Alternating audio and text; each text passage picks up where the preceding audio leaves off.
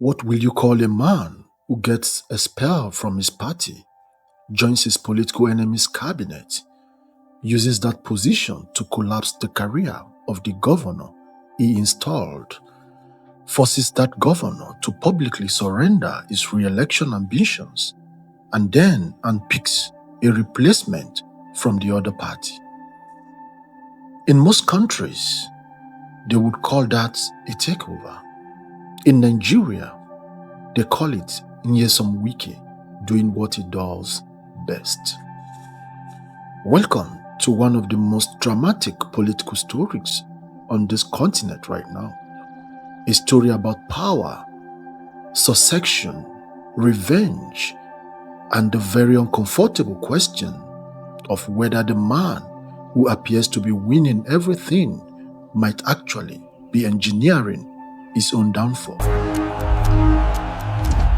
This is the Pivot Report, and today we are talking about Wike beyond 2027.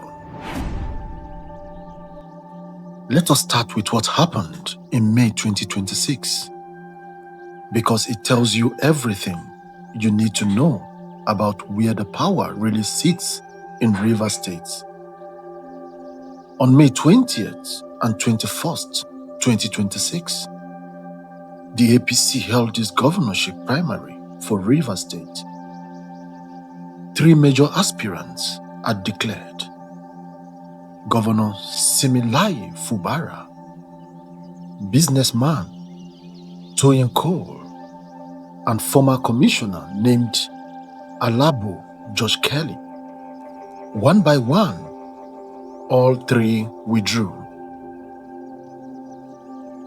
The only person left standing was Kingsley Chinda, a member of the House of Representatives, former PDP minority leader, and by almost universal acknowledgement, a close ally of Nyesom Wike. Kingsley Chinda has emerged as the governorship candidate of the All Progressives Congress in Rivers State. This follows the withdrawal of other aspirants, including Governor Sim Fubara. Chinda was declared the APC governorship candidate with 268,497 votes, unopposed, in a party he had joined just weeks earlier, while still officially serving as the opposition's minority leader in the National Assembly. You can't make this stuff up. Now, here's the part that most coverage misses. Fubara's withdrawal wasn't just political calculation. According to Wike himself, it was the fulfillment of a deal. The impeachment threat against Fubara would be dropped on the condition that Fubara would not seek a second term. Let that sink in. A sitting governor who survived 3 impeachment attempts was essentially told, "We will let you finish your term, but you cannot contest for another one," and he agreed. Think about that for a second. When was the last time a sitting Nigerian governor voluntarily stepped aside like this? Not because the law demanded it, not because the people rejected it, but because a political agreement demanded it. That is not normal politics. This is a consolidation of power that most analysts didn't see coming. At least, not this fast. Now, before we go any further, we need to talk about Kingsley Chinda, because understanding who he is changes everything about how you view the story. Chinda represents Obiakpo Federal Constituency, which happens to be Wike's own local government area. Same constituency. That alone should tell you something. He served in the House of Representatives as PDP minority leader, the formal voice of opposition in the lower chamber, and then In one of the more unusual political gymnastics you will witness, he quietly began aligning with the APC while still sitting in his PDP seat. His supporters say he stopped attending PDP functions from April 2nd, 2026. His opponents say you can't pick when your party membership ends to suit your political schedule. The courts are now the referee. A group of lawyers filed suits at the Federal High Court in Abuja, arguing that Chinda's defection was unconstitutional, that he violated the Electoral Act by holding a PDP legislative seat while contesting under APC. They want him barred from the race. They want his House seat declared vacant. They want INEC to stop him. And here is where it gets interesting. A court of appeal in Port Harcourt has already sacked Wike's ally, Chief Tony Okocha, as APC chairman in Rivers State, and nullified all decisions taken during his tenure, which theoretically includes the primary that produced Chinda's tickets. Wike response? Wait for INEC to publish its final list of candidates. Classic Wike unbothered in public, working all the levers behind the scene. But let's be honest, the legal cloud over Chinda's candidacy is real, and it matters enormously for Wike's post-2027 calculations. If you're watching this and thinking this sounds like the plot of a political thriller, you are not wrong. Share this video with someone who says Nigerian politics is boring. Let's fix that together.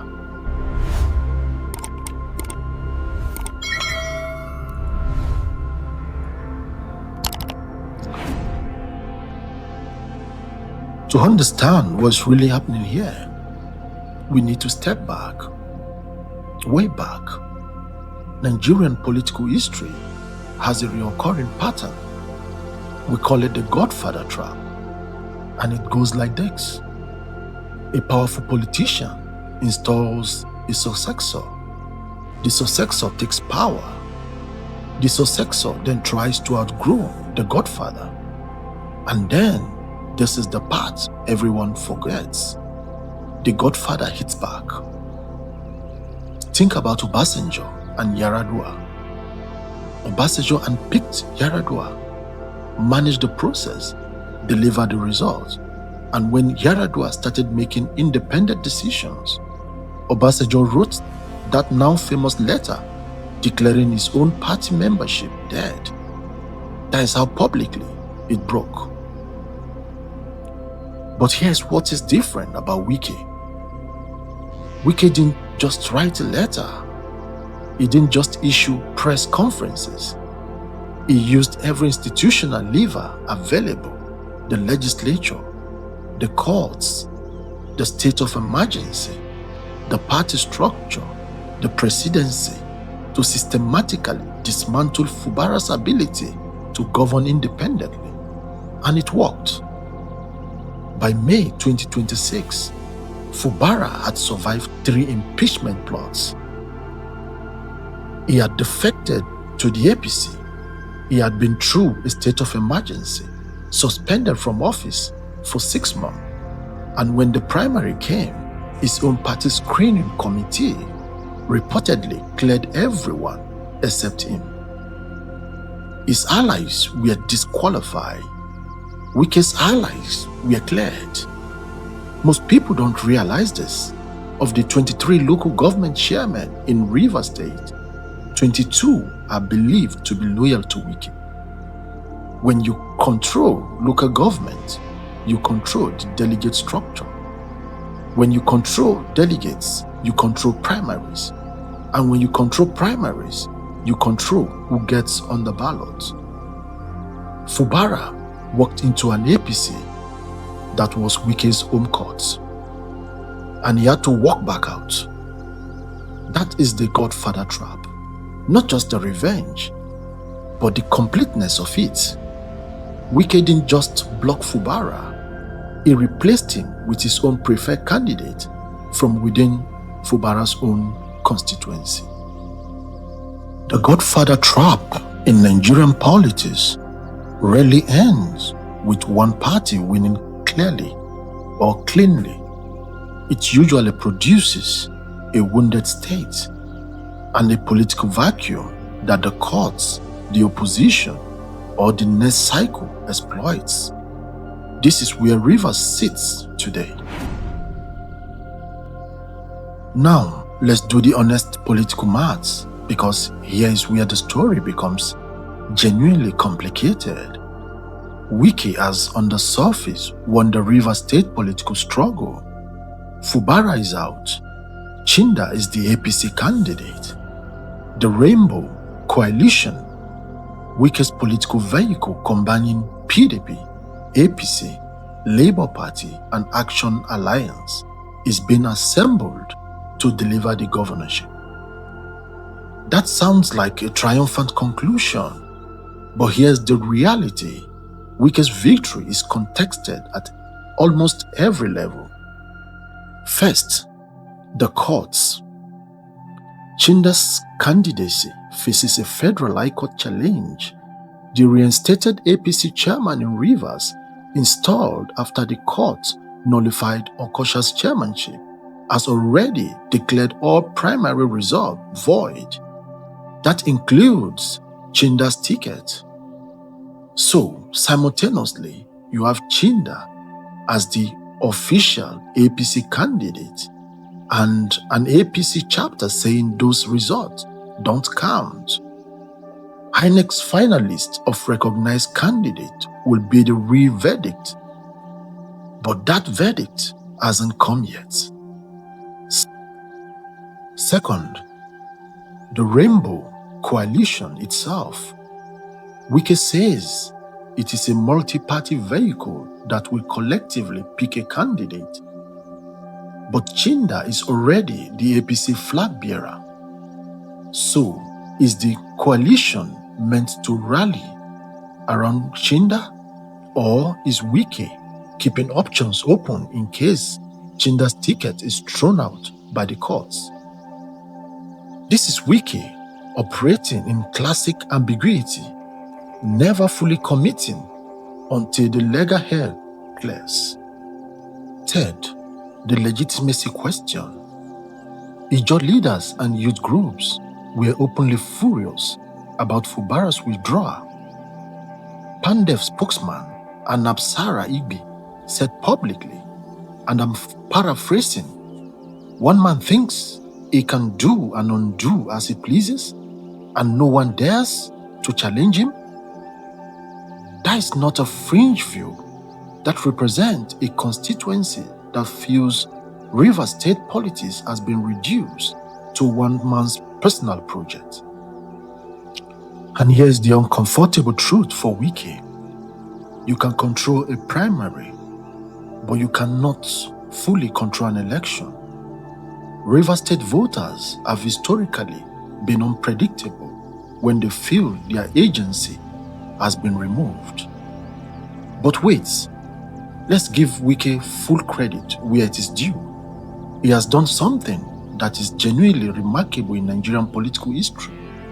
He has, without holding a single elected position in Rivers State, effectively determined who the APC governorship candidate is, forced a sitting governor out of a re-election bid, and positioned himself as the architect of the state's next chapter. That is not decline. That is a masterclass. The question is whether the masterclass survives the courtroom. We are at the halfway point, and here is where it gets really interesting. Before we go to the outcomes, leave a comment. Do you think Chinda's APC ticket survives the court challenge? Tell us. I will read every one of them. Let's talk about the Rainbow Coalition for a moment, because it is either a political stroke of genius or a house of cards, and maybe both. The idea is this: Wike is building a cross-party coalition. PDP members, APC members, Labour Party supporters, Action Alliance, all under one political umbrella, all aimed at delivering Rivers State next governor. On paper, it looks powerful, a coalition that transcends party lines in a state where party structures have been destabilized. You are essentially saying, forget the party label, follow the structure.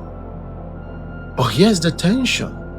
PDP stalwarts who stayed loyal to the party don't love being pulled into a coalition that effectively serves Wike's APC candidates. Labour Party supporters who backed Obi in 2023 didn't do so to end up in Wike's political machinery. The Rainbow Coalition's unity depends on Wike's ability to keep very different constituencies rowing in the same direction.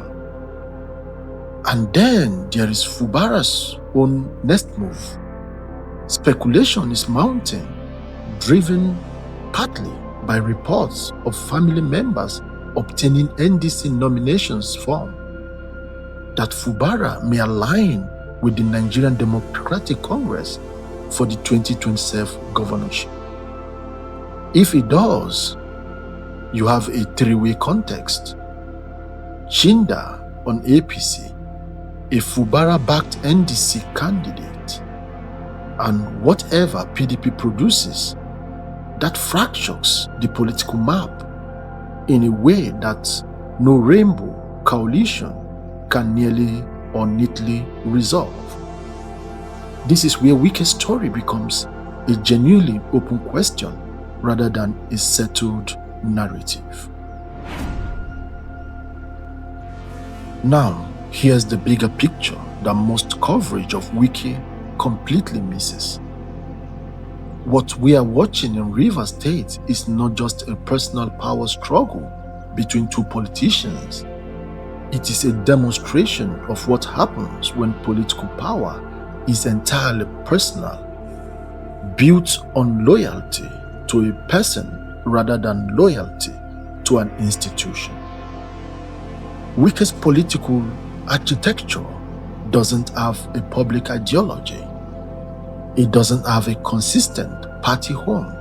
It doesn't have a succession plan beyond Wike himself deciding who comes next. That is both his greatest strength and his deepest vulnerability. When the man at the center of that network loses access to resources, ministerial office, party structure, presidential goodwill, the network doesn't transform, it disperses. And here's the historical pattern that matters.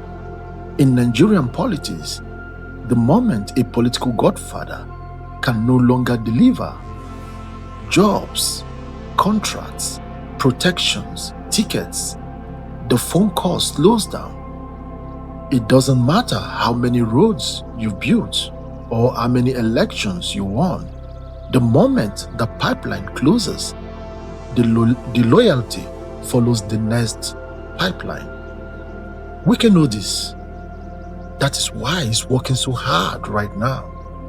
That is why the 31 days of project commissioning in Abuja. That is why the Rainbow Coalition. That is why the urgency around Chinda's candidacy.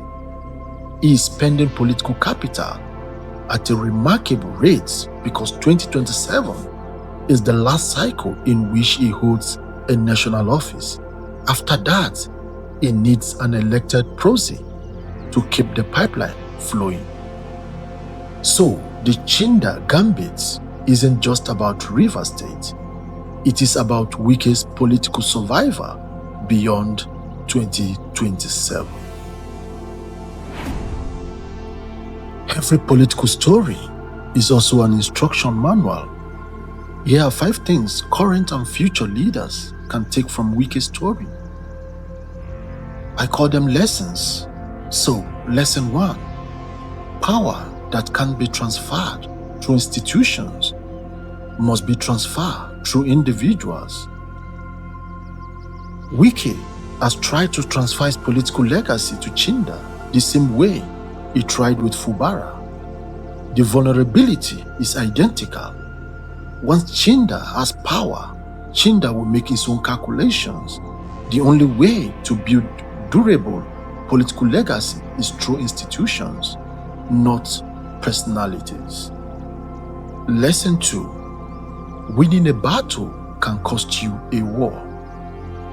Forcing Fubara out of a re-election bid looks like a victory, but it has galvanized Fubara's sympathizers, alarmed Ijaw political leaders, and handed opponents a powerful narrative. One man is deciding Rivers State futures alone. That narrative is fuel for opposition mobilization. Lesson 3, legal vulnerabilities are political vulnerabilities. The court challenge to Chinda's candidacy is not merely a legal technicalities. If it succeeds, Wike's entire post-2027 architecture in Rivers State collapses before it is even built. Any political strategy built on legal contested foundation is inherently fragile. Lesson 4, coalitions required a shared vision, not just a shared enemy. The Rainbow Coalition is united by one thing: Wike's coordination. This is not enough to sustain a governing coalition. Once the governorship is either won or lost, the coalition's reason for existing disappears. Durable political alliances need ideology, not just tactics. Lesson 5, the loudest voice in the room is rarely the last one standing, but the most organized one usually is. Wike has survived not because he is the most popular politician in Rivers State, but because he has been the most organized. Delegate control, local government structure, legal positioning, these are institutional tools deployed at a personal level. Future leaders should build those same organizational muscles, but in service of a lasting structure, not a personal dynasty.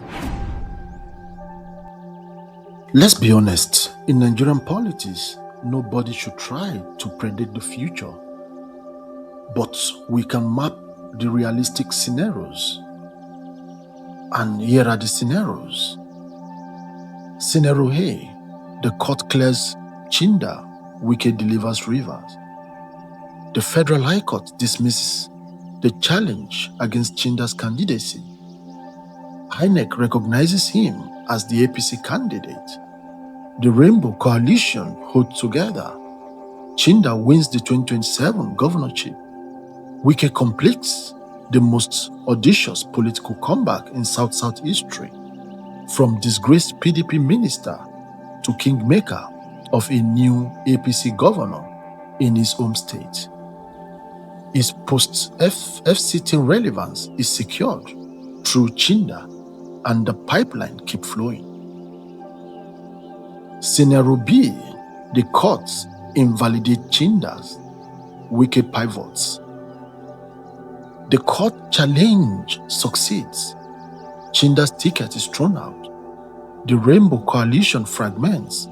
Wike scrambles to identify a new candidate and rebuild the structure under time pressure.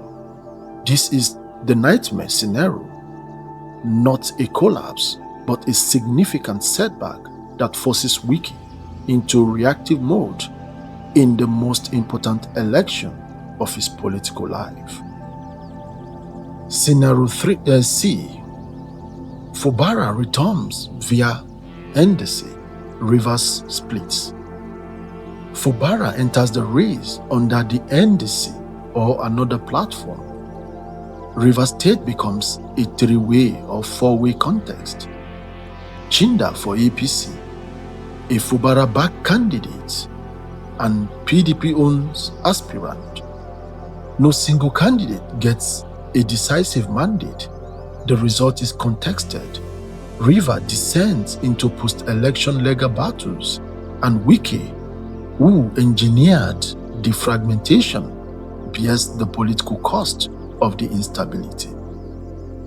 Scenario D, the managed debt decline. Chinda wins, but governs independently within 2 years. Repeating the Fubara's pattern, Wike's post-FCT influence slowly wanes. He becomes an elder statesman, consulted but not decisive. His national footprint shrinks to occasional media appearance and party consultation. Not a fall, but a slow, quiet exit from the center of the stage. So here's where we land. Nyesom Wike has done something that most people thought was impossible. Without holding a single elected position in Rivers State, he has effectively chosen the APC governorship candidate, forced a sitting governor to surrender his re-election dream, and assembled a cross-party coalition in his own name. If you are grading him purely on execution, on raw political maneuvering, it is an A. But politics is not graded on executions alone. It is graded on outcomes. And the outcomes are still unwritten. The courts haven't ruled. The election hasn't been held. Fubara's next move is unknown. The Rainbow Coalition's durability is untested. What we know for certain is this: Wike has bet everything on Rivers State in 2027, and is betting it from outside the state, from a ministerial office that ends in 2027, through a candidate whose legal standing is contested, via a coalition that has never been tested at the ballot box. This is not a position of comfort. This is a position of maximum exposure. He might win it. He usually does. But for the first time in a very long time, Nyesom Wike is playing a game where losing is possible. And Nigerian politics has never been kind to powerful men who gamble big and lose. That is the Wike story, at least. The chapter we can read right now, but the next chapter is being written in the courts, in the street of Rivers State, in the quiet offices where Wike is making his next move. So, here is our question for you. Do you think Chinda's gambit succeeds? And if it doesn't, what comes next for the man who has dominated Rivers State politics for the better part of 2 decades? Drop your analysis in the comments. Serious ones, funny ones, we read them all. So, subscribe to the Pivot Report for the documentary-style political analysis that goes deeper than the headline. Next week, we have something big coming. Stay curious. This is the Pivot Report. Thanks for watching. I'll see you in the next video.